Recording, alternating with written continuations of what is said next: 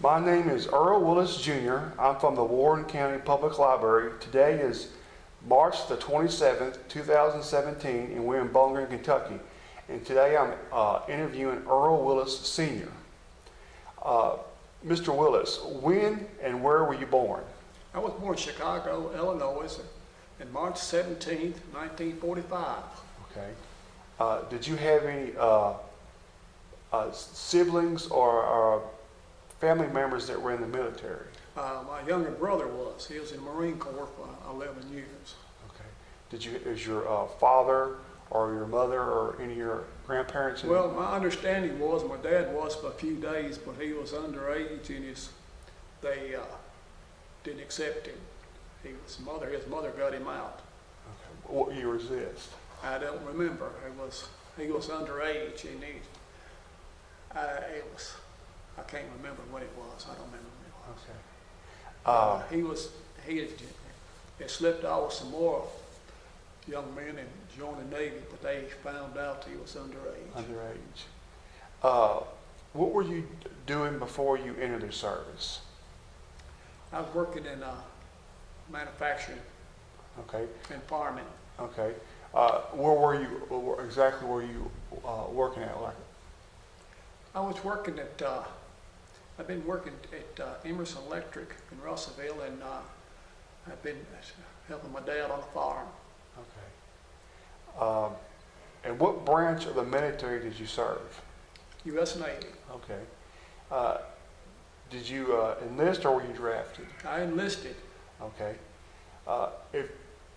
Was there a certain reason why you picked the Navy over any other branches? Well, at that time, back in the early 60s, there wasn't a whole lot of great opportunities, and other than farming, and I did want to make a future out of that, and I enjoyed mechanical work and being around airplanes and seeing airplanes, and I knew if I was going to go into a branch of service, I wanted to pick something that had a feel to it or something that I could enjoy, and so I qualified to go into aviation.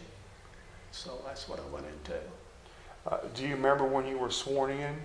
Yes, I was sworn in at Louisville, Kentucky on January, I believe it was the 6th. I went through the Armed Forces Induction Station there in Louisville, Kentucky, spent the night there, and after examination next day, we went straight to Great Lakes, Illinois. Okay. That was the first time I'd ever been on an airplane. Okay. So that was the first, so where were you raised at? Where were you raised? I was raised up down Allensville, Kentucky, in Todd County. Okay, so you went from living in a small town in county to flying an airplane. Yes, it was quite a memorable occasion going to Great Lakes, and we got there about 1 or 2 o'clock in the morning. It was snowing and it was extremely cold. Okay. I do remember that. How did you feel when you were on the airplane? Somewhat of an adventure. I would start a big adventure. Yeah. What did your mother and father think about you joining the Navy?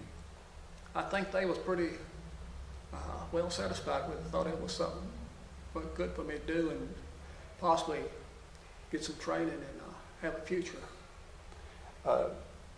Can you maybe go into more what you went through when you first got to your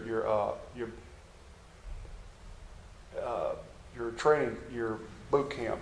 I was in Great Lakes, Illinois for 12 weeks, and it was mid-March when I got out of there, and it was just ice and snow and freezing cold and marching and training, and I was glad to leave there. And the first duty station I had was Pensacola, Florida. I was assigned to a training squadron there, BT-4 training squadron in Florida, and I thought I'd entered paradise. It was quite a shock going from Great Lakes, Illinois, and all the cold and snow, and going to Pensacola, Florida.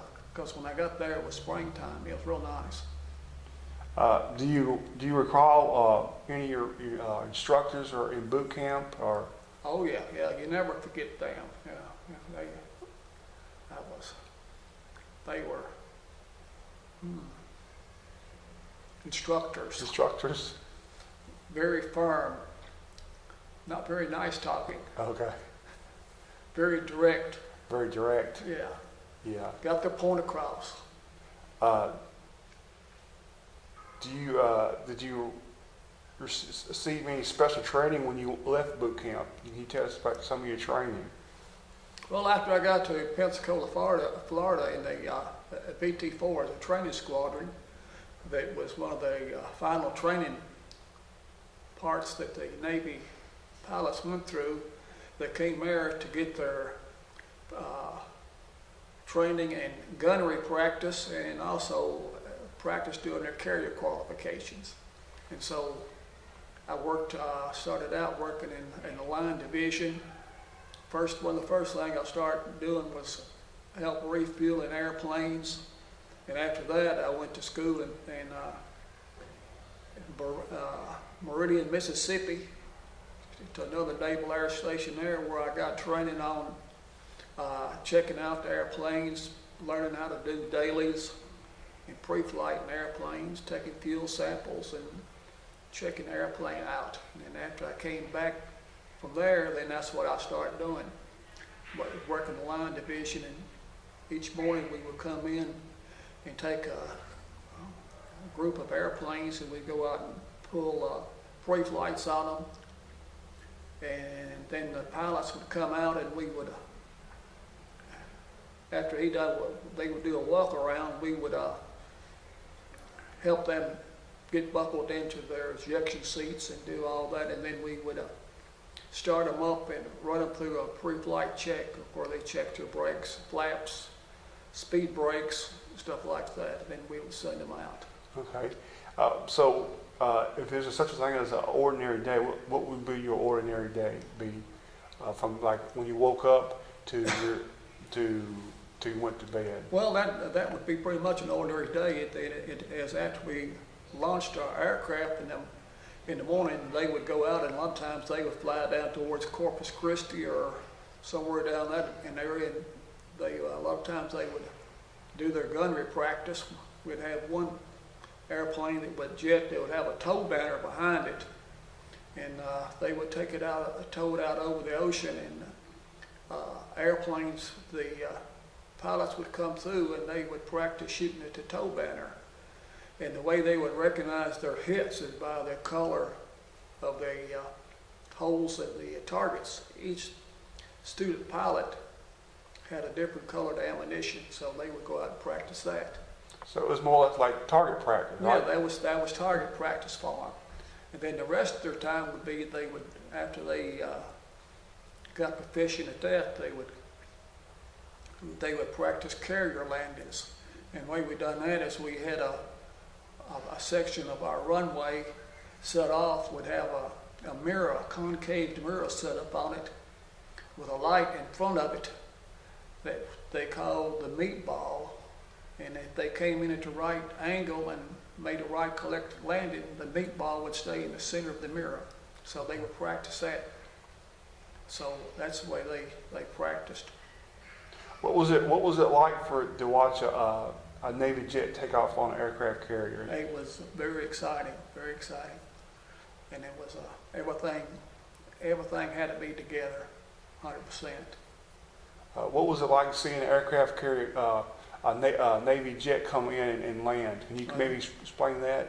It was kind of what they call a controlled collision, or they would come in, and ideally they would catch the four cables. They would catch the third cable, and they would go to the 100% power. In case they missed it, they could go off of and get their altitude back up.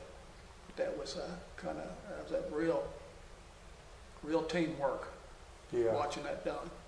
Yeah, because instead of maybe like landing on land, you landed on a ship out in the ocean, right? Well, you landed on a postage stamp out in the middle of the ocean that's jumping up and down. Yeah. But after I got aboard ship, I primarily worked on the support gear that took care of airplanes. But on shore duty before I left Pensacola. I got additional training on servicing the aircraft with liquid oxygen for the aviators to breathe. We'd fill their tanks up every day, and we also, before they went to carrier, we had to check their tires and brakes and the whole systems out to make sure everything was right. Can you explain maybe why you'd fill their tanks up, about the breathing part and the higher atmospheres? Well, they'd have to, the Navy required, and I think aviation requires it over 10,000 feet, they've got to have supplemental oxygen in order to prevent the hypoxia, which they kind of lose consciousness and not know what they're doing. So they had to have, they'd go to 100% oxygen. They wore an oxygen mask over the mouth, and we would fill these tanks up with liquid oxygen. How long would that usually take? Well, we had a tow tractor and a serviceable cart that we pulled around, and we'd have, we might have 35 or 40 airplanes we had to fill up, so sometimes it takes several hours to get them all filled up. Yeah. But at the end of the day, when the planes would come back in, as we referred to as birds, when they came back in, we would recover them, and then we'd go around and do our daily examinations of them, check circuit breaker boards and all the cockpits with the canopy air that would run the canopy, that would blow the canopy off, and just look the plane over for cracks and just anything that you could see that's wrong with it. Yeah. So at night, then the other mechanics would come out and we'd tow them inside to the different shops, and they would work on them. Okay. How did you adapt to military life and the social life? Did you like it, or? Yeah, I enjoy it. I was there with just a whole lot of people from all over the United States, and we was all in the same situation, and I fell in and adjusted real well.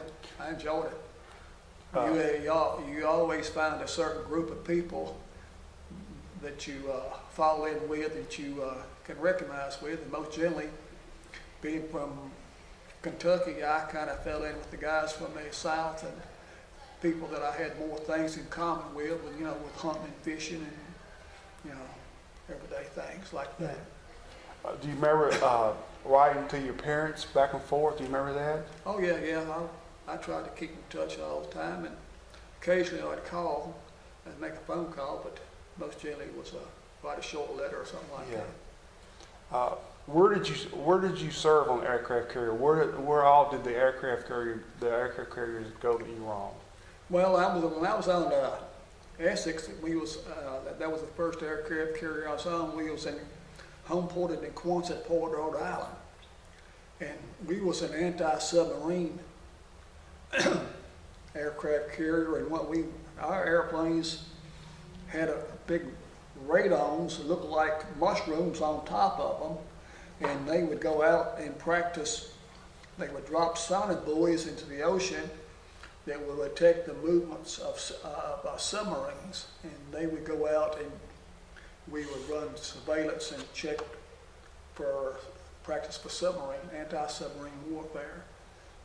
So that was primarily the duty of when I was on Essex, but one time we went back down to Pensacola, Florida to do carrier qualifications for the Lexington was in dry dock getting repaired. The USS Lexington was in dry dock, which was primarily the ship that they done carrier qualifications off of in Pensacola. And so they was in dry dock, so we went down and took their place for a while. So primarily we just went up and down the East Coast. Okay. And what about the USS Independence? Well, while I was on the USS Essex, it was being an older ship. They decommissioned it, and we decommissioned in South Boston, and had a big dry dock there, and we dry docked in there and decommissioned there. And that's where I met my future wife that worked for the Department of the Army and the Armed Forces Induction Station just across the fence from where the dye dock was. Okay. And that's, we've been married almost 48 years now. Yeah. So, but after I left there, I spent the rest of my time on the USS Independence at Norfolk, Virginia. We was pulled into Pier 12 is where we was at there. And I've done basically the same thing there that I did on the other carrier. And while I was there, we went in, took a NATO cruise and went into the North Atlantic and practiced with other countries. Okay. In the NATO group. I see you have a hat there. Would you show them your hat? Yeah, that was USS Independence. And something I failed to mention while I was on the USS Essex, one of the things we done was a recovery ship for the Apollo 7 space capsule. Okay. Which was in 1968. Went up in October the 11th of 1968, and it was up for 11 days, and we recovered it on October the 22nd. And it was, I don't know exactly how far, but it was kind of off of the coast of Bermuda, where we picked it up. But prior to that, we went out on practice for about a month. We was on station out there practicing. We had a dummy space capsule that they would drop it, and they would practice picking it up. And they had to take a helicopter out with the frogmen, future Navy SEALs that they involved into. We call them frogmen then. They would go out and jump out of the helicopter and put a flotation collar around it. And we practiced doing that, and then we would pick it up, and then they would drop it. And we done that for a month prior to the real space capsule coming down. Yeah. It's just like you have a picture there. Yeah, I do. I have a picture of it. Yeah. I was several years younger then, Yeah. but I just set this stand up for the people. We had a lot of scientists from NASA that was on the ship, along with a lot of news people, and I set this stand up and so they could work out of it. And so I was one of the first ones that got to enlisted men to get to see and look inside of it. And I kind of stuck my head inside of it and realized it had many, many foul smells in it, because there had been 3 men in it for 11 days. Yeah. And needless to say, it wasn't very pleasant. But anyway, I do remember that about it. Can you maybe bring it back a little bit, or so because it won't glare? Yeah, you can. Yeah, that's a good picture. Yeah. But anyway, that was. Yeah. Can you maybe explain what you're doing there? Well, we had just got through.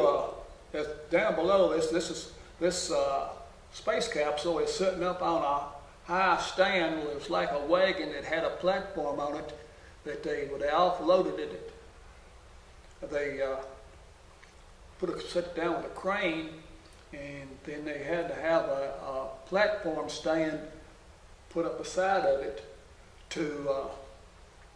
so they could have a bailiff they could get to it, because it was pretty high above the air. So now, what is that? Is that a door? What's the? This is the access panel. This is the door, and this is a NASA person of some type. I don't know exactly what he was. I'm saying he was a NASA engineer, or maybe, that was checking some things out after we'd opened the door up.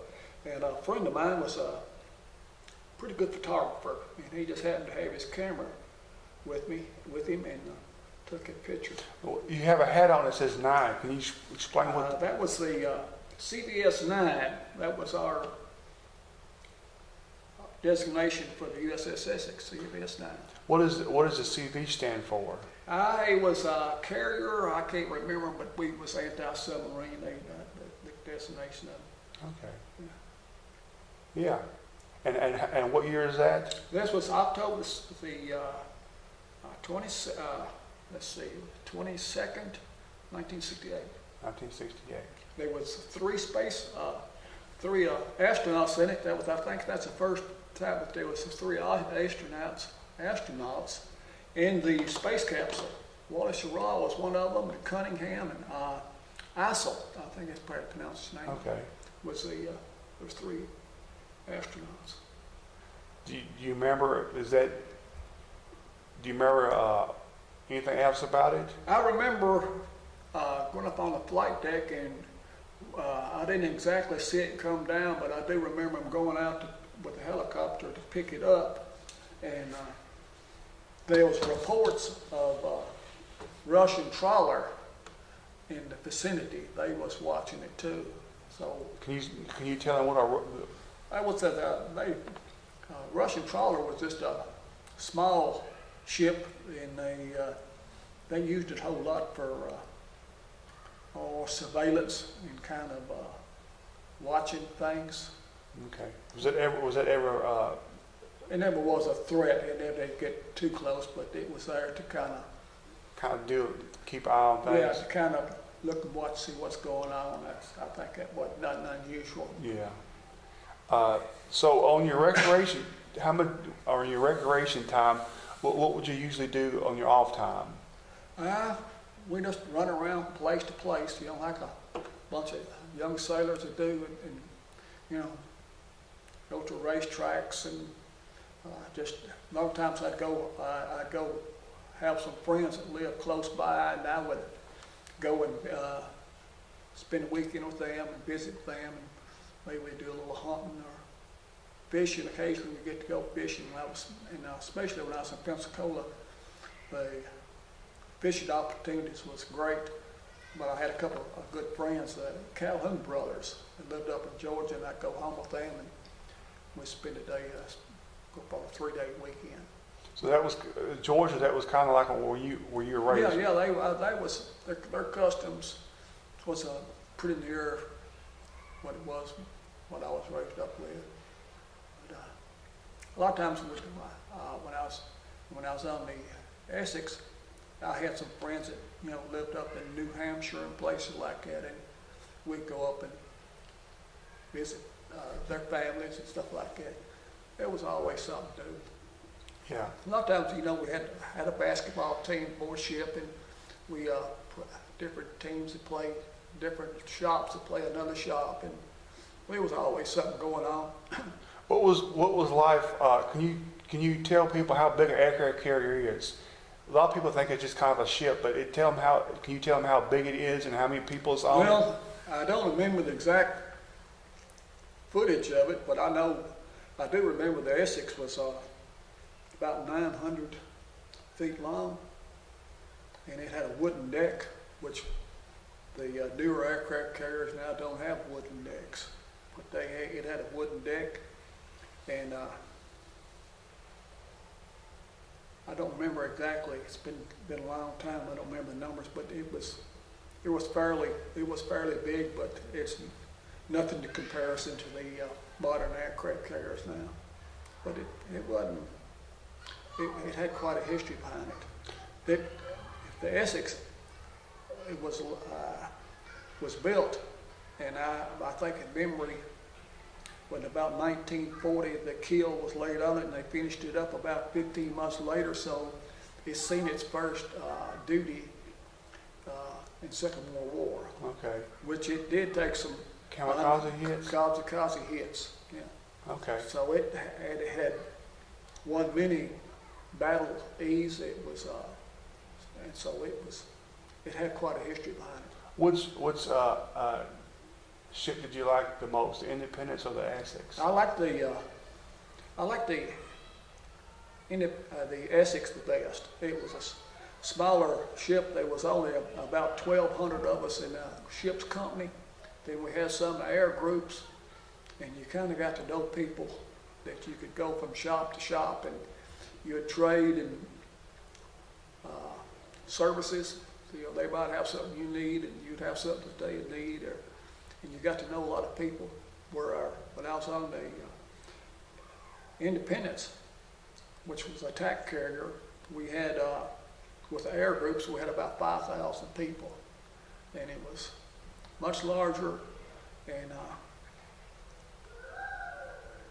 it took you a while to find your way around on it.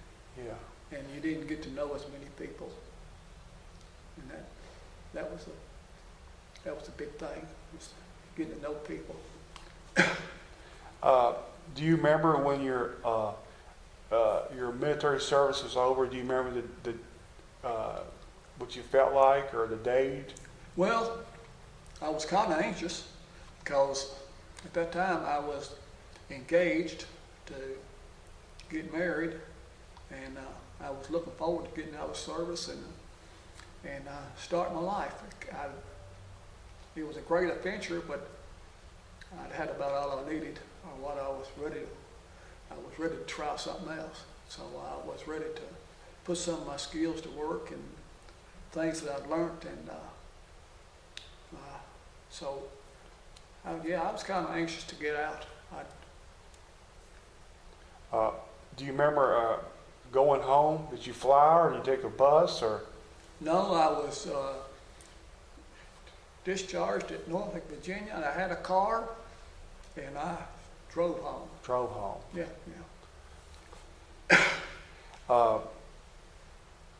Can you maybe tell us how did you adjust to civilian life? Oh, it was real easy. I didn't have no problem. I didn't have no problem adjusting to military life. One of the biggest things that you learn in the Navy, and that it served me well throughout all my years with working with many other people, is learning how to get along with one another. We had very close sleeping quarters. Everything you done, you was in contact with somebody else just about at arm's reach at all time. And you just learned how to get along with people. And whether you liked them or not, you learned how to get along with them. And so that served me well. Still serves me well today. What was some of your first jobs that carried over from your Navy experience? I went to where I got him a job in the shipyards in Quincy, Massachusetts. I worked for I can't remember the name of it. It was one of the big shipbuilders, but anyway, I went to work there as a mechanic in their garage. Why can't I think of the name of that? We've been by it. I was on vacation there. Oh, anyway. There's a Quincy, a big shipyard. Okay. But, do you think that your experience in Navy helps you get that job? Oh yeah, definitely. Yeah. I was qualified mechanic to do any type of mechanical work on anything they had, any type of thing they had. I left. But I worked there for a while, and it was second shift, and I had married, and my wife worked day shift, still worked day shift at the Armed Forces Induction Station, so I wanted a day shift job so we could spend more time together, so I left there and went to work for Boston Alloys, which was a big foundry, and that's where I started using some of my electrical skills I picked up and I developed into. So my Navy skills and training transferred over into civilian life just about perfectly. So it was almost an ideal situation. Yeah. Do you keep up with any people that you were in service with, or? Occasionally, the guy that I was stationed with on the Essex back a few years ago, I used to get an email from him occasionally, but not anymore. I still got a couple brothers down in the Calhoun brothers down in Georgia that I would like to go by and see them. Maybe I think they're still living. Yeah.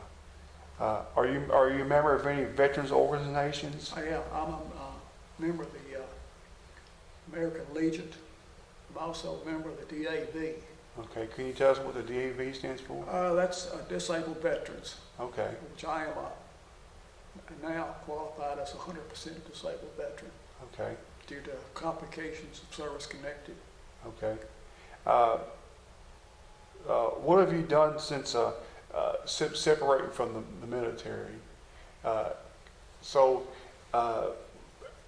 did you live in? Of course, you're here in Kentucky now. Can you tell us how maybe you came to Kentucky? I came back here after my dad got killed in a car wreck. I came back and took over the farm for a while and farmed, but then I got back into maintenance again. That was what I was gifted at, and at the time that's where the money and the insurance and all the things that a person needs to support a family. Yeah. So I've stayed in that all my life and took a further more education and more training and advanced.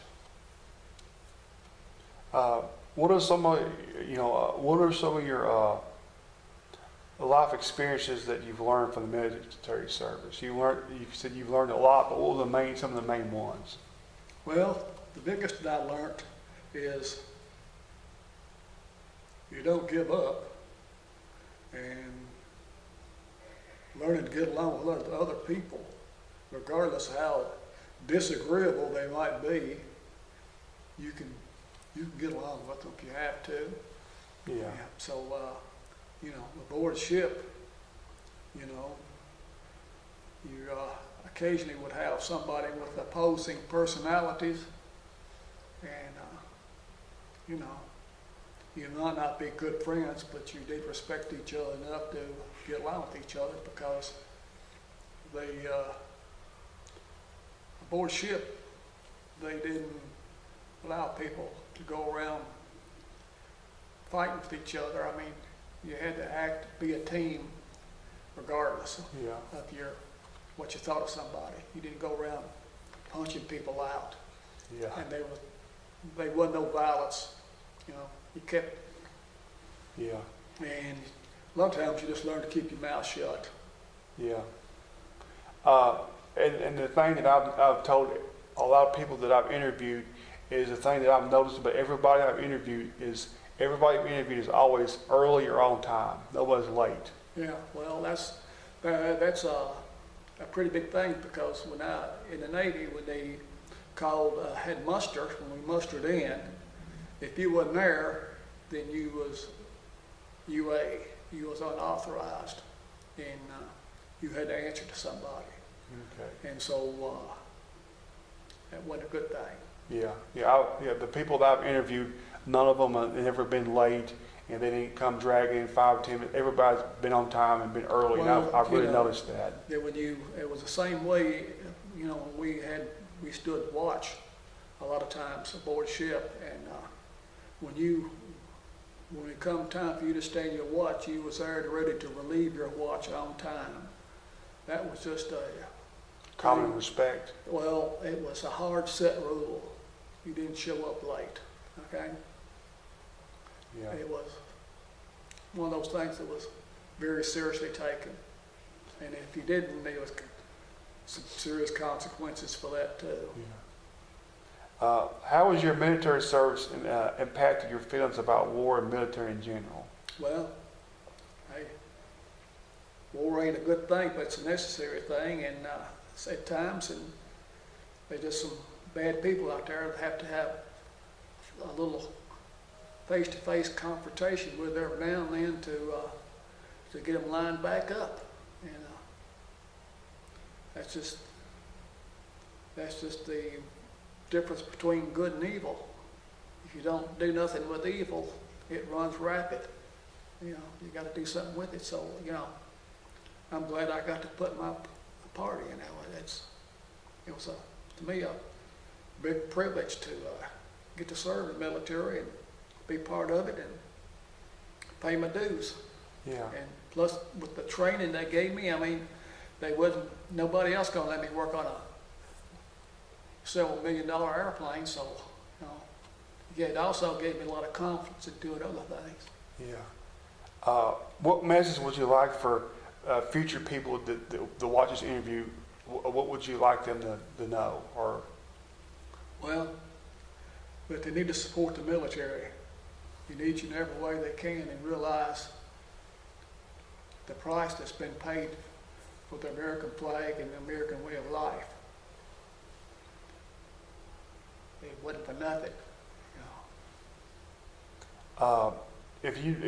if I always the last question I always ask is if you can say one thing for anybody to take home out of this interview, and only one thing you can say, what would you like to say? Well, love your country and respect it, and respect the people that fight for it every day.